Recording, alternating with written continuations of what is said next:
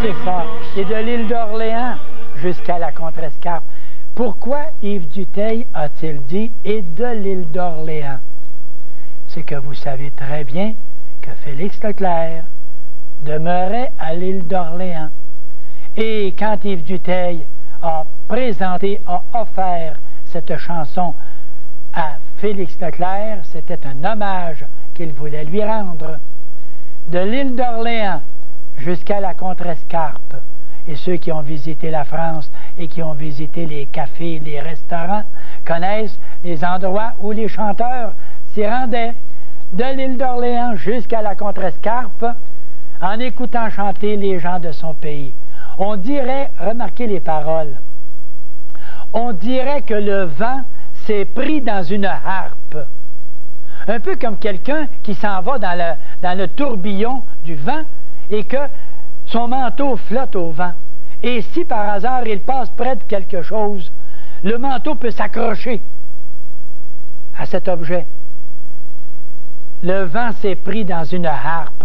Vous savez, la harpe avec ses grandes cordes, le vent passant à travers les cordes de la harpe a composé toute une symphonie par les bruits, par les pincements de la corde. Ils ont produit une symphonie. Et c'est la langue française, la belle langue française que nous parlons et que nous devons respecter et que nous devons utiliser parfaitement bien. Continuons maintenant à améliorer notre langue française et nous allons continuer peut-être en remarquant une chose. C'est sûr que la langue française n'est pas toujours facile, mais si on l'explique, comme je le dis si bien dans la grammaire expliquée, si on l'explique, la langue française, il y a moyen de la bien comprendre. La bien comprendre pour savoir comment l'utiliser. Mais il arrive parfois qu'on rencontre des mots qui ne sont pas faciles quand même à démystifier. Et allons à mon tableau, mon petit tableau, et je vais tout simplement vous signaler ce que signifie ce petit problème qu'on rencontre à l'occasion. Regardez du côté de la langue française, ce n'est pas toujours facile. Je comprends que des Anglais, d'autres gens qui sont peut-être des allophones ou encore de quelque nationalité qu'ils soient et qu'ils ont à apprendre la langue française, vous allez leur écrire le mot F-I-E-R comme ça. Vous allez lui dire, prononce donc ce mot-là.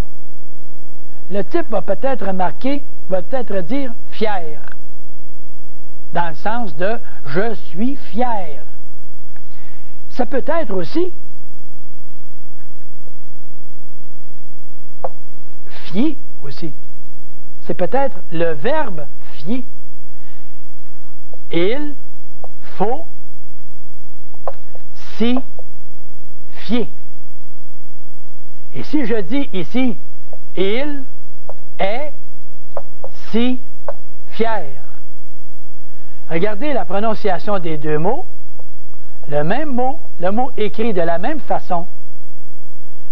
Est-ce que quand je vous dis, moi, maintenant, que le mot que nous écrivons, il nous faut le comprendre, ce mot-là. Si je parle de « il est si fier », c'est peut-être dans le sens « il est orgueilleux », quoi.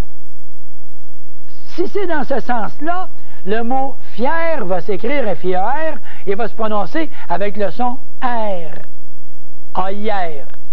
Tandis qu'ici, il va se prononcer « il faut s'y fier », F-I-E-R, la même chose, mais on va prononcer « se fier ». Pour quelqu'un qui ne connaît pas les mots de notre langue française, ce n'est pas facile, mais ce sont des cas quand même peut-être un peu particuliers. Dans le grand ensemble, on peut réussir à comprendre davantage. Mais si vous regardez le mot ici, si, regardez le si ici veut dire tellement. Il faut s'y fier, il faut se fier à cela, à cette situation-là. Il faut s'y fier. se fier à Y, mais pour quelque chose d'autre. Alors, le Y, S apostrophe Y, se fier à, c'est se fier à quelque chose, etc. Alors, se fier. Le verbe se fier, tandis qu'ici, il est si fier, et c'est un adjectif qui donne une qualité à qui? À il. Et si elle était, si le il, au lieu de il, c'était le féminin, elle est si fière, j'écrirais F-I-E accent grave, R-E. Et j'écrirais mon accent grave pour ajouter un E au féminin. Mais si je ne mets pas d'accent grave, je vais avoir fieureux. Alors, pour écrire le son R, alors je mets l'accent grave. Et alors j'ai elle est si fière ou il est si fier, il faut s'y fier, F-I-E-R. Alors, c'était tout simplement pour reconnaître que les mots que nous apprenons, si nous n'essayons pas de maîtriser la connaissance de ces mots-là, on va se retrouver avec un problème, tout simplement. On va se retrouver avec un problème. On va écrire des mots en entendant le mot prononcé. On va regarder le son de ce mot-là, mais on n'arrivera pas à maîtriser davantage la langue. Il faut d'abord connaître les mots pour ensuite les reconnaître. Et c'est toujours ce que j'ai dit depuis le début. Nous avions parlé dans l'émission précédente, dans notre leçon précédente, notre 5e leçon d'avant. Aujourd'hui, nous en sommes rendus à notre 6e leçon. Alors, nous avions parlé des mots composés, des noms composés. Nous avions parlé des adjectifs qualificatifs qui s'accordaient à l'occasion avec le nom, avec les noms, avec un nom en particulier. Tout dépendait du sens. Quand on avait dit, par exemple, des chaussures de veau ciré. Et c'est que, qu'est-ce qui sont cirées? Ce sont les chaussures. Et j'écrivais ciré, accent aigu, ES. Et non pas de veau qui était ciré. Alors, c'est un petit peu l'explication qu'on avait donnée. Aujourd'hui, nous commençons notre explication sur l'adjectif composé. Nous avons vu, il y a quelque temps, le nom composé. Le nom qui est composé soit d'un nom et d'un adjectif, soit par exemple d'un nom avec une préposition, une préposition qui réunit deux mots, deux noms, ou encore un verbe avec un adverbe, ou encore un verbe avec un nom. Ça dépend. On avait vu ça dans notre leçon, la leçon précédente. Là, maintenant, nous venons avec ce que nous appelons l'adjectif composé. Un adjectif simple, c'est l'adjectif qualificatif, le mot fier que j'avais écrit tantôt. Alors, quand je dis, ça c'est un adjectif qui est simple. Simple, c'est-à-dire qu'il n'a qu'un seul mot. Et je commence tout de suite à introduire les mots simples et composés. Parce que quand on va rencontrer les verbes, oh là, par exemple, il y en a qui vont s'arracher les cheveux. Ils vont s'arracher les cheveux puis ils vont dire « Ah, ça, Marcel, les verbes, moi, je comprends pas ça. J'ai jamais compris ça. » Attendez, on va y arriver avec simplicité. Ne vous inquiétez pas, les verbes vont venir après les pronoms. Là, nous voyons les adjectifs, nous verrons les pronoms et ensuite, nous entrerons dans la valse des verbes. Et là, ce sera une valse de Strauss, une valse de Marcel, plutôt qu'une valse de Strauss. Alors, les noms composés, les adjectifs composés, composé veut dire formé de 2 mots ou de 3 mots. Alors, quand je parle, par exemple, ici, dans la grammaire expliquée, et que je m'en viens vous montrer l'adjectif composé, qu'est-ce que je dis à propos de l'adjectif composé? Je dis que lorsqu'un adjectif est formé de 2 qualificatifs, adjectif composé, c'est ça que ça veut dire. Il est formé de 2 adjectifs qualificatifs. Alors, les 2 mots s'accordent avec le nom. Et comme exemple, j'ai donné quoi? Regardez, vous lisez très, très bien à votre écran. Des pommes aigres douces. Aigre, un adjectif qui donne une qualité à la pomme. La pomme est aigre. Adjectif s'accorde avec le nom pomme. Féminin pluriel, aigre, féminin pluriel. Et douce, qui ça douce? La pomme. Elle n'est pas complètement aigre, elle est aigre-douce. Il y a quelque chose d'intéressant quand même. Des enfants sourds-muets. Sourds-muets, sourd, adjectif, muet, adjectif, s'accordent tous les deux avec le nom. Et des premiers-nés, les premiers-nés, premier, adjectif, et le mot né, adjectif, s'accorde avec le nom. Alors, si je vois par exemple en dessous, et là je vous invite à être bien attentif à ce petit point, ici comme adjectif, l'adjectif nouveau-né. Là, il faut bien comprendre une chose, cet adjectif fait exception à la règle. Et ça, c'est une décision qui a été déjà prise et qui nous crée souvent des embêtements. Des nouveaux-nés, des enfants nouveaux-nés, veut dire des enfants nouvellement nés. Alors, nouveau est un adverbe dans ce sens-là.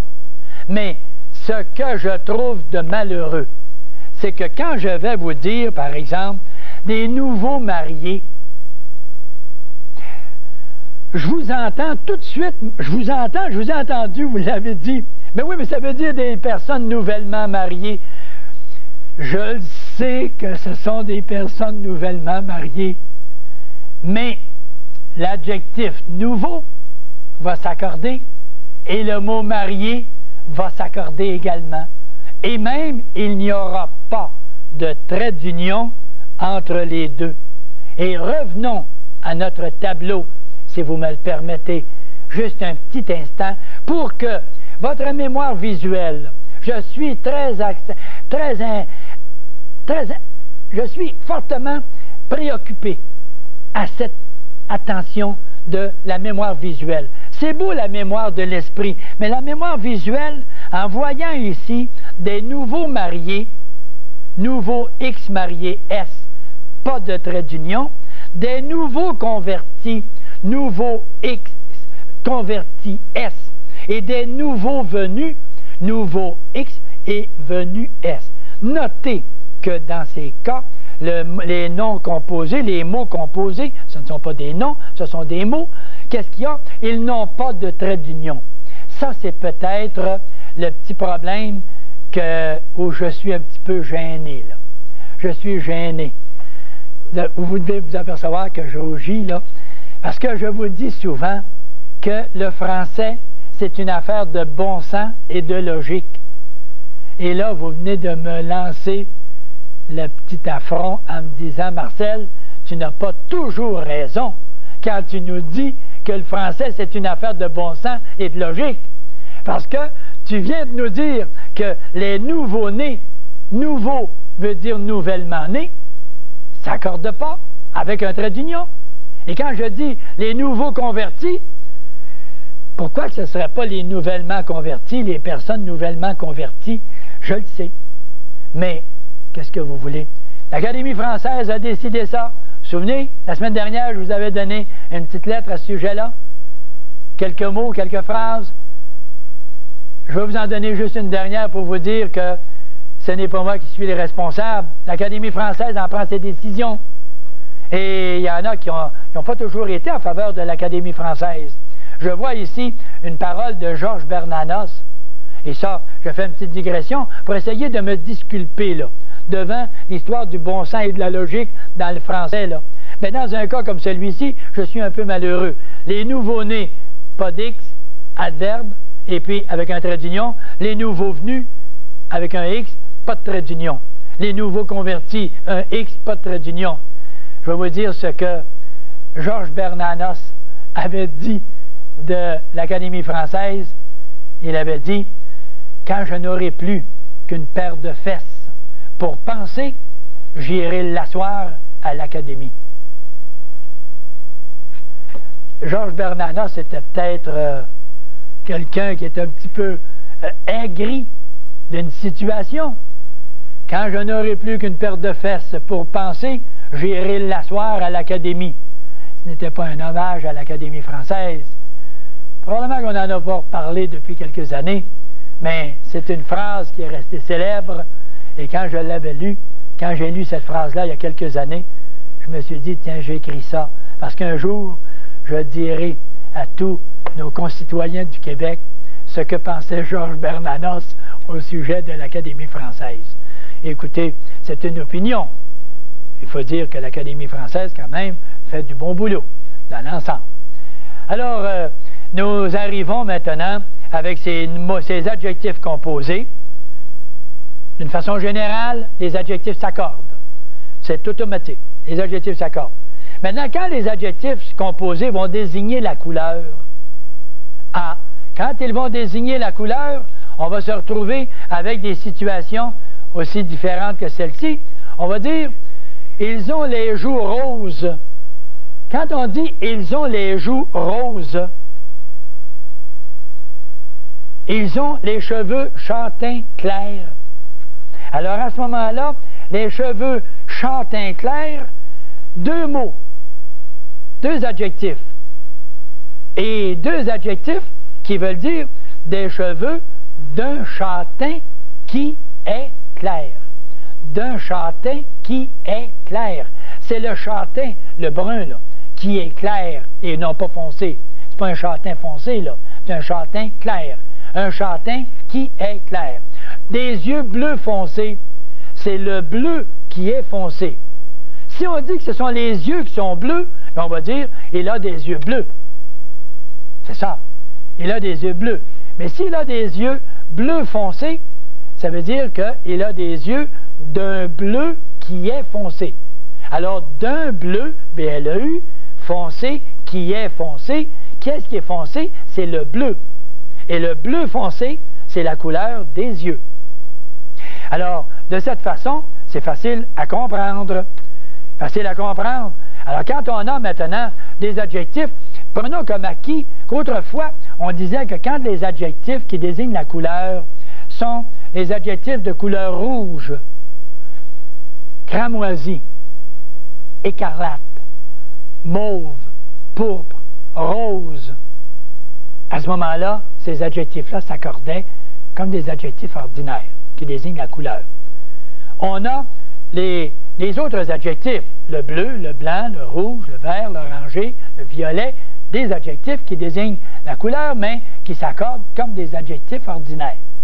Alors, vous avez dans votre cahier d'exercices également des exercices comme celui-ci. Tiens, je m'en vais dire ici, rares sont ceux qui ont les yeux bruns. Et on vous demande d'accorder le mot brun. Le mot brun est un adjectif qui s'accorde avec le mot les yeux, masculin pluriel, brun, masculin pluriel. Si on dit les lueurs sont bleu foncé et bleu turquoise. Bleu foncé, deux adjectifs qui désignent la couleur. D'un bleu, ça s'accorde pas, qui est foncé, ça ne s'accorde pas.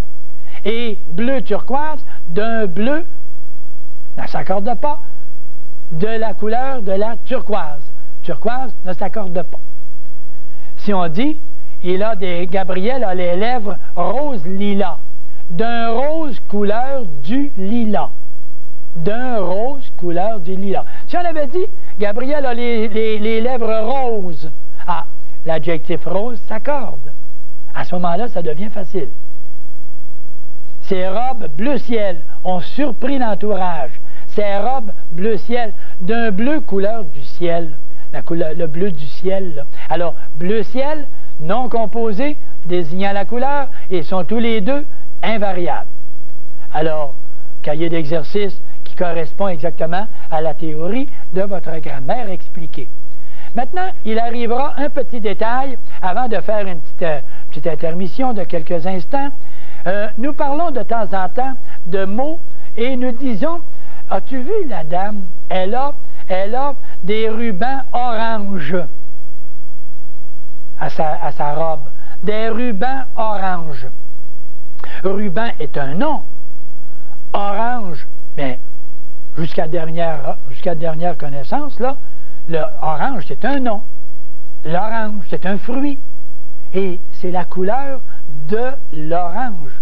Donc, quand j'ai un objet comme ça, ou des rubans orange, des rubans de la couleur de l'orange. Et le mot orange, qui est un nom, ne s'accorde pas à ce moment-là, tout simplement. Quand on va dire « Pierre a cueilli des fruits marrons », on n'a pas dit des marrons. Les marrons, ça, c'est un fruit. Le marron, qui vient du marronnier. Eh oui. Mais quand on dit « Pierre a cueilli des fruits marrons », des fruits sont de la couleur du marron. Donc, c'est des fruits plutôt bruns. De la couleur du marron. Et le mot marron est un nom. Mais comme on veut signifier de la couleur du marron, le mot marron ne s'accorde pas. Et ainsi de suite, comme ça. On distinguait des reflets cerises. Des reflets qui avaient la couleur de la cerise. Tout simplement comme ça. Catherine m'a apporté des tulipes lit de vin. Lit de vin. Lit de vin.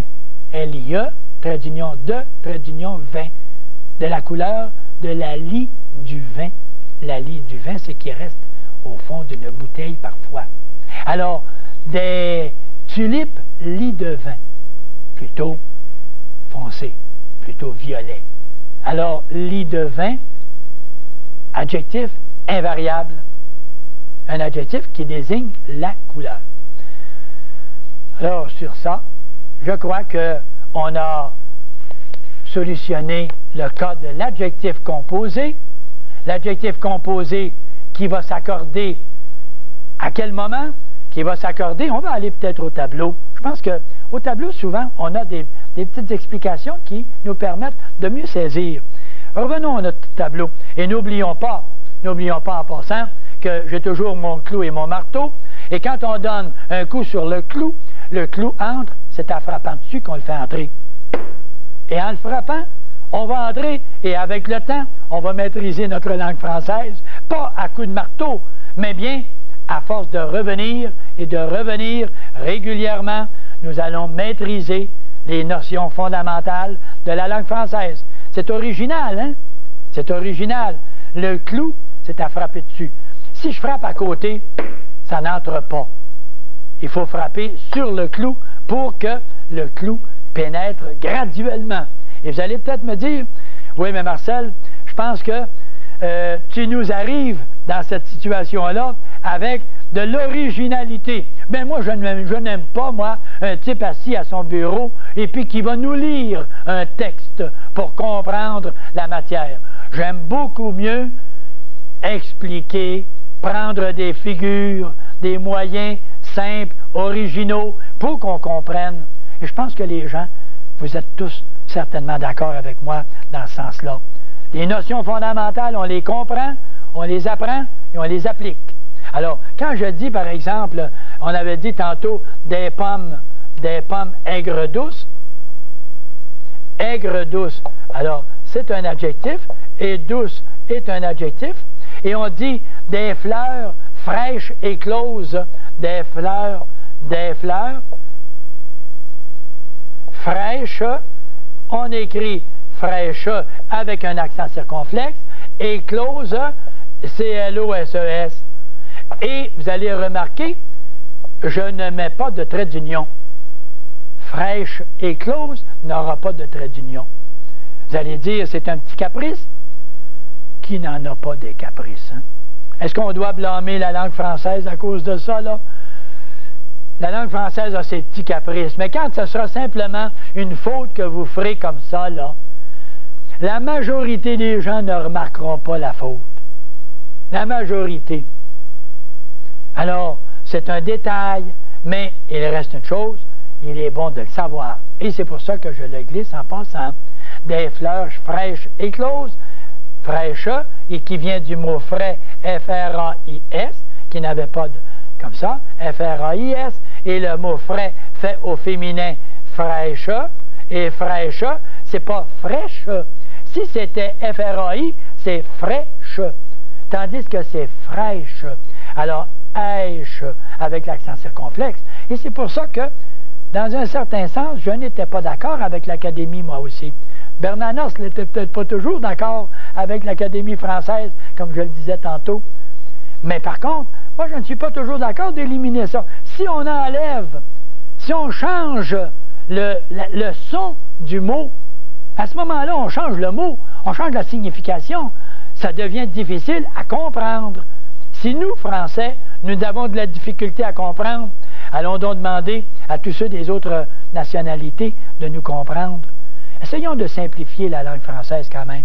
Le accent circonflexe, il est naturel qu'il soit là. Alors, fraîche avec un S et close A, et ça c'est le féminin. Alors, l'adjectif composé, tout simplement, s'accorde comme un adjectif ordinaire en genre et en nombre. Alors, et les adjectifs qui désignent la couleur, n'oubliez pas, elle avait une robe bleu ciel. Bleu ciel, C-I-E-L, d'un bleu couleur du ciel. Adjectif composé qui désigne la couleur. Et quand on dit « il a acheté un chandail paille », ou des chandails paille, des chandails, le déterminant devant le nom, qui dit que les chandails est au pluriel, paille. Alors, ce ne sont pas des chandails paille avec des pailles, là. Pas du tout. C'est des chandails couleur de la paille. Et c'est pour cela que j'enlève immédiatement ceci pour que vous compreniez que c'est le mot paille, P-A-I-2-L-E. De la paille. Couleur de la paille. Voilà. Alors, ça, c'est une première partie que je considère quand même comme très précieuse. Et quand on aura réussi à bien maîtriser toutes ces notions-là, moi, je peux vous dire une chose. Dans quelques leçons, vous allez dire, entrant dans la catégorie des pronoms et des verbes, vous pourrez dire à ce moment-là, c'est vrai que c'est devenu simple, la langue française. C'est devenu facile. Alors, on s'arrête un petit peu sur ça, et si vous voulez bien, prenons donc un petit moment de répit, et je vais simplement vous raconter qu'est-ce que c'est qu'il s'est produit un jour vers l'an 1600, vers 1550, 1575 en France. Il y avait ce qu'on appelait le baron de Guy de Jarnac. Guy de Jarnac était un baron, un haut placé, quoi. Il a vaincu en duel le comte de Châtaigneraie. Le comte de la Châtaigneraie, en détournant son attention pour le blesser au jarret. Alors, ce qui est arrivé, c'est que le comte était tellement furieux qu'il avait été vaincu. Il a tombé, il a chuté, quand l'autre est arrivé un peu de façon traître. Un coup à l'arrière des genoux, il a fait crouler le comte de la Châtaigneraie. Et ce qui est arrivé, c'est qu'ayant perdu, il a été blessé et il a dû recevoir des pansements.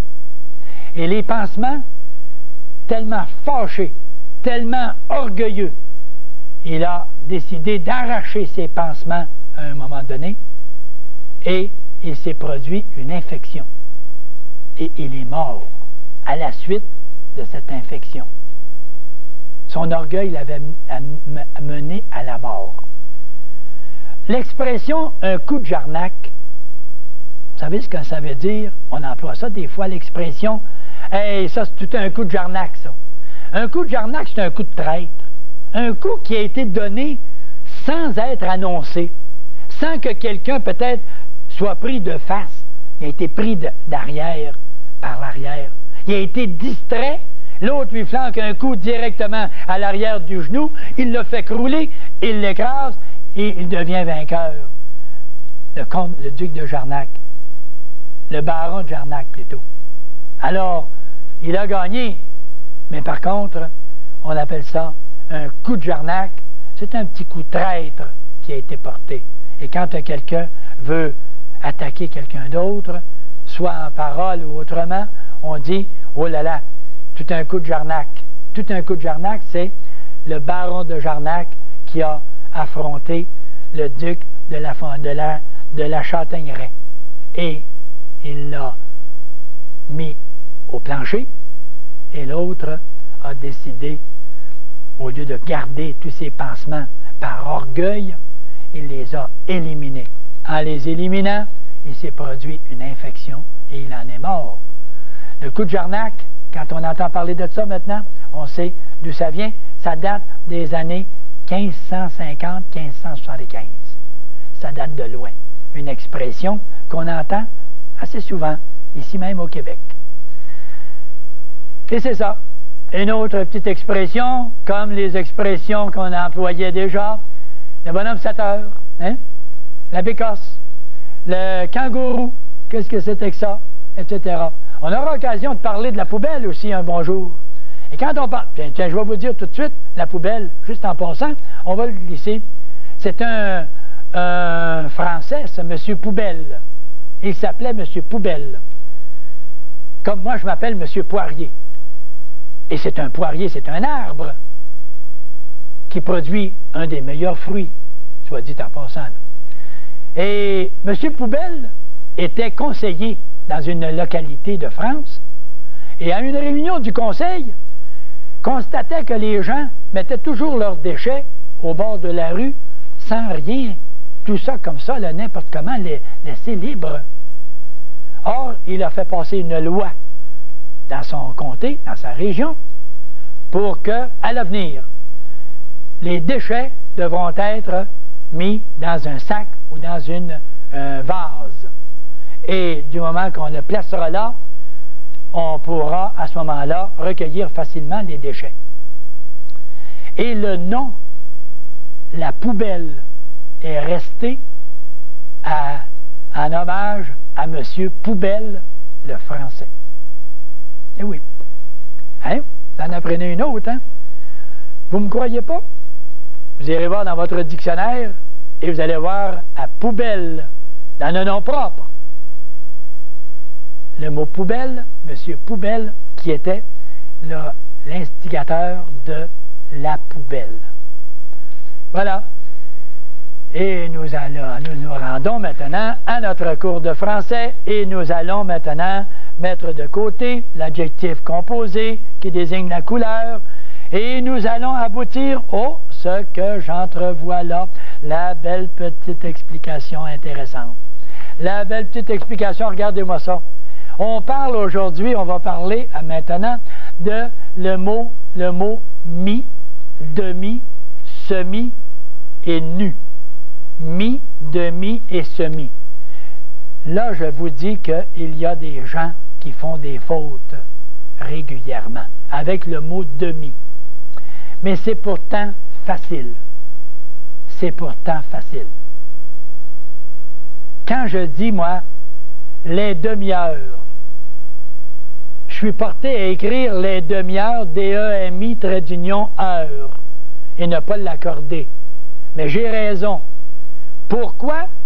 Mon tableau, mon petit champion, mon tableau de français, j'arrive ici et je dis que le mot demi, quand je dis le mot demi-heure, je ne sais pas s'il est au pluriel ou au singulier. Je vois le mot demi-heure. Pourquoi je ne sais pas si je l'écris au pluriel ou au singulier? Parce que je n'ai pas de déterminant. J'ai rien qui me détermine s'il est singulier ou pluriel. Comme je n'ai pas de déterminant, bien, je ne peux pas dire s'il est au pluriel. Alors, je vais en poser un. Un mot, un nom, a toujours un déterminant, ou 99% des fois, il a son déterminant devant. Alors, la demi-heure, heure est au singulier. Les demi-heures, heure va être au pluriel. Mais demi, lui, placé devant le nom. Demi, qui est placé devant le nom, il se joint par un trait d'union et sera invariable. Je l'écris en dessous pour que vous le reconnaissiez bien. Invariable, invariable ici. Allons-y plus proprement. I-N-V. Bon, invariable, comme ça. Le mot demi, invariable quand il est placé devant le nom. Mais il va faire le calimaçon quand il va être, quand le caméléon plutôt, quand il va aller de l'autre côté. Alors on va dire 1 heure et demie. 1 heure et demie, le mot demi va s'accorder en genre ici, avec le mot heure qui est ici et qui est du féminin. Comme le mot heure est du féminin, le mot demi va être du féminin, il va s'écrire MIA, tout simplement. Mais si je dis 2 heures et demie, qu'est-ce que je vais faire? Je vais mettre un S ici, et ce sera du féminin pluriel. Mais quand j'arriverai ici, ça c'est 2 heures. 1 heure plus 1 heure, ce qui me donne 2 heures. Et, mettons-y le et, une demi. Alors, 2 heures et demie. Demi, MIA. Parce que c'est juste une demi, là. C'est juste la demi de l'heure qui est là. 2 heures et la demi de l'heure. Alors, 2 heures et demie, MIA, à ce moment-là. Si j'avais dit, j'ai pesé le paquet et il pesait 5 kilos et demi. Le mot kilo est un nom du masculin pluriel. Mais demi, lui, il va s'accorder à qui? Avec qui? Avec le nom. Il va être lui aussi du masculin. Mais quand il est placé après le mot, le nom, le mot demi placé après le nom, il va s'accorder seulement, qu'on a dit tantôt, en genre seulement. En genre seulement. Ce qui veut dire qu'il va rester masculin parce que ça veut dire quoi? 5 kilos et 1 demi-kilo. 1 demi-kilo. Pourquoi qu'on ne mettra pas d'S? Parce que c'est juste 1 demi-kilo. Et comme le mot kilo est du masculin, le mot demi va rester masculin. Tout simplement comme ça. C'est clair pour ça? Vous avez ça là en toutes lettres sur votre tableau. On le reverra même tantôt. Si maintenant, je dis l'horloge, vous souvenez-vous des belles horloges, vous vous en souvenez certainement. Vous savez, les horloges grand-père qu'on retrouve encore aujourd'hui et qu'on apprécie beaucoup à cause de sa belle grandeur, et puis elle couvre toujours un beau coin de la pièce. L'horloge grand-père, on disait dans le temps qu'elle sonnait les heures et les demi. Ça veut dire que, ça voulait dire quoi? Ça veut dire que, ici, là, quand l'horloge arrivait à cet endroit-là à 12, elle sonnait les heures. Et puis, elle sonne également les demi, à 6 ici. Alors, elle sonne les heures. Oh, puis je vais vous dire plus que ça. Elle sonne même également les quarts. Ici, le quart d'heure, là, à 3. Alors, elle sonne les heures, les quarts et les demi. Et là, je vais marquer les demi qui va être un nom. L'adjectif demi, habituellement, va devenir un nom les heures, un nom les quarts, un nom les demi. L'adjectif demi s'est transformé. C'est un travesti. C'est un travesti. D'adjectif qu'il était, il est devenu un nom. Et ça arrive assez souvent. Oui. Regardez, le mot sourire. Est-ce que le mot sourire est un verbe? Ben oui, c'est le verbe sourire. Regardez-moi. Je souris. C'est le verbe sourire. Mais si j'ajoute ici à l'avant le sourire, qu'est-ce que j'obtiens ici? J'obtiens un nom. Alors, le mot sourire, qui est un verbe habituellement, devient un nom. Alors, il change de nature. Vous vous souvenez les 8 principales natures? Déterminant, le nom, l'adjectif qualificatif, et vous entrez graduellement ça, là. À mesure, nous ne les oublions pas. Le verbe devient un nom. ici, l'adjectif demi devient un nom. Les demi, une demi, et les heures, les quarts et les demi. Les demi de l'heure. Alors, les demi, M-I-E-S. Les quarts de l'heure et les heures également. Donc, au pluriel et au pluriel ici. Alors, ça, c'est pour le mot demi qui va s'accorder à l'occasion et qui, dans certains cas, ne s'accordera pas. Alors, on revient peut-être un petit peu ici, parce que dans notre tableau, nous allons faire une constatation. Nous allons faire la constatation, si nous regardons le tableau, est-ce qu'on a la bonne page? Oui. Bon, on a tout juste ici, en bas, le paquet pesait 35 kg et demi. Voyez tout de suite, masculin pour le mot kilo et le mot demi, masculin également. Ils s'accordent en genre seulement en genre. Et quand je regarde, après ça, regardez, ici, demi-heure, ça c'est bien. Ah, on a ici également l'adjectif, ici. Quand il est devant un nom, il est placé devant un nom ou devant un adjectif. Et nous allons reconnaître à ce moment-là, placé devant un adjectif, on va dire par exemple, la personne a eu un accident. Je l'ai ramassée, elle gisait par terre, demi-morte. Demi-morte. Demi, trait d'union, morte. Le mot demi est placé devant un nom, demi-heure, il est placé devant un adjectif, le mot morte, demi-morte, demi-mi, trait d'union, morte. La même chose que demi-mi, trait d'union, heure. De la même façon. Alors, quand on a l'adjectif demi-voilé, il avait la figure demi-voilé. Demi, trait d'union, voilé. Demi-mi, trait d'union, voilé et accent aigu E. C'est juste le mot voilé, l'adjectif, qui va s'accorder avec figure. Bon, maintenant, si on a l'expression, par exemple, à demi, et quand on va avoir l'expression à demi, ah, là, ça devient différent. Allons immédiatement à l'autre explication. Et quand on a à cette expression, en parlant de l'expression à demi, ici même, placé devant un adjectif et ne se joignant pas par un trait d'union, il reste invariable. Il reste invariable. Alors, on a, la dame voyageait toujours la figure à demi voilée. À demi. Quand on a la préposition à devant le mot demi ne s'accorde pas. Alors, à, demi, mi, voilé et accent aigu E.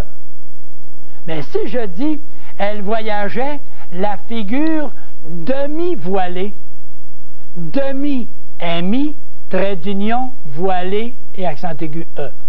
Ça, c'est une petite particularité que, avec les exercices, vous allez arriver à bien maîtriser votre matière. Vous allez avoir, par exemple, ne faites pas vos devoirs à demi, répète le professeur. Mais c'est très important d'ailleurs, hein, tous les étudiants, qui que nous soyons du cégep, de l'université ou du secondaire, ou du primaire ou adulte, alors c'est la même chose. Il nous faut ne jamais faire nos devoirs à demi. Et l'expression à demi est toujours invariable. On a un autre exemple, le mot semi, tiens. On va parler un peu plus tard, là, dans quelques mois, des semi-finales. Des semi-finales au hockey. Ou encore, on parle des semi-finales au baseball. Bon, quand on parle des semis, le mot semi, la même chose que le mot demi. Le mi, demi, semi. La mi-carême, mi, trait d'union, carême. Mi, trait d'union, carême. Ça ne s'accorde pas. La demi, demi-mesure. Demi, trait d'union, mesure. Les semi-finales, semi, S-E-M-I, trait d'union finale, avec un S, les semi-finales. Alors, mi, demi et semi, placés en avant du nom, ne s'accordent jamais. Alors, ça, ce sont des petits détails très, très importants. Alors, faisons bien la distinction à propos du mot à demi voilé et demi-voilé. Alors, je retourne à mon tableau et je m'en vais simplement faire la constatation suivante pour qu'on l'ait bien sur le tableau et bien clair. Elle avait la figure à demi voilée. Elle avait, allons-y avec la majuscule puisque nous commençons la phrase, elle avait la figure à demi voilée. Elle avait la figure demi-voilée. Alors, elle avait la figure demi, D-E-M-I, M-I, trait d'union voilée, et elle avait la figure à demi invariable, sans trait d'union. Et le à qui est là, enlève le trait d'union automatiquement. Tandis qu'ici, demi-voilé, demi est placé devant un adjectif, il est invariable. La même chose que tantôt, quand le demi était placé devant un nom, de demi-mesure. Des demi-mesures, demi placé devant un nom, invariable également. Alors, on remarque bien tout ça, et ça, c'est précieux, ça. Parce que, très souvent, on se fait juger. On se fait juger pour des bagatelles comme ça. Des bagatelles. Ce sont des petites règles qu'il faut quand même connaître. Et quand quelqu'un maîtrise bien ces règles-là, on dit c'est un type très intelligent. Et souvent, on va les connaître, nos règles. Mais parce qu'on ne fait pas attention, on peut faire une faute. Et quand on fait la faute, bien, on passe pour ignorant. Alors, quand on passe pour ignorant, alors qu'on est intelligent, c'est pas trop intéressant. Vous voyez tous les « ans » qui se prononcent, là? Alors, faisons bien attention à chaque fois que nous utilisons notre crayon, notre stylo, dans un travail quelconque, dans un écrit quelconque, habituons-nous à faire attention. Pour une raison. Moi, je suis intelligent, mais si je ne fais pas attention, je vais passer pour un ignorant. Parce que je vais faire une faute. Et je vais passer pour un ignorant, même si je suis intelligent. Mais si je ne suis pas intelligent et je fais attention, je peux peut-être ne pas faire de faute et passer pour intelligent. C'est vrai. Alors, moi, je vous dis, prenez toujours vos précautions quand vous écrivez. Vous faites une faute, vous êtes peut-être intelligent, mais vous allez passer pour ignorant. C'est tout. Alors, prenez vos précautions. N'acceptez pas des demi-mesures. Demi, trait d'union, mesure, R-E-S. Et le dernier mot, pour terminer notre leçon, on va parler du mot nu. Non pas qu'on va parler de nudité, mais on va parler du mot nu pour savoir si le mot mi, demi, semi, nu, nu, s'il s'accorde. Alors on va regarder pour le mot nu ici. Et le mot nu est un mot qui est placé devant le nom et il se joint par un trait d'union, puis lui aussi est invariable de la même façon que l'adjectif, que le mot demi tantôt.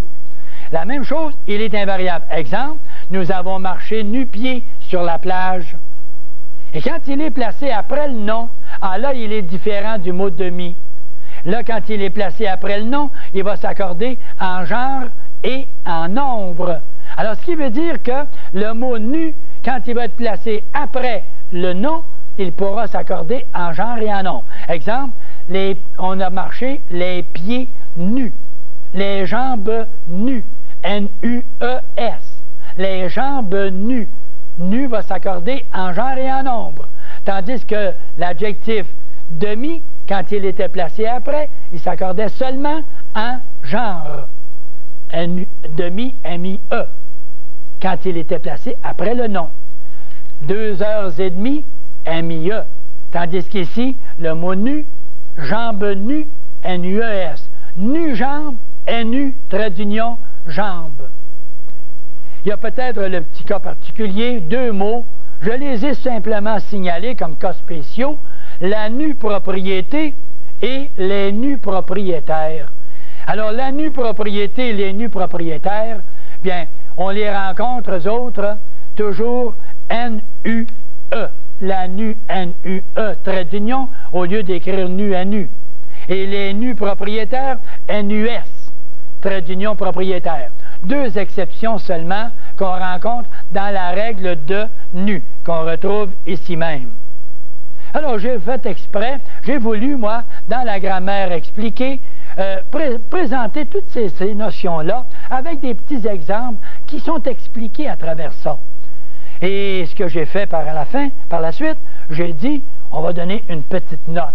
Et on va donner une petite note en parlant de l'adjectif qualificatif qui s'accorde en genre et en nombre avec le nom d'une façon générale pour former ce que nous appelons un groupe nominal.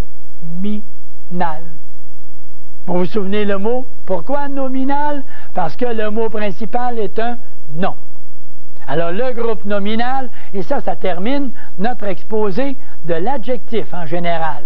Je retourne à mon tableau 2 minutes pour ensuite revenir et terminer l'émission. Je prends le petit exemple que peut-être plusieurs d'entre vous avez devant vous, dans votre grammaire. Alors, on dit ceci. Toute la belle petite famille est heureuse et fière. Tout simplement ce petit exemple-là, toute la belle petite famille est heureuse et fière. Alors, vous regardez toute la belle petite famille. Tout ça, c'est ce qu'on appelle le groupe nominal. Et le groupe nominal qui fonctionne avec le nom le plus important, c'est la famille, ici. La famille qui est du féminin singulier.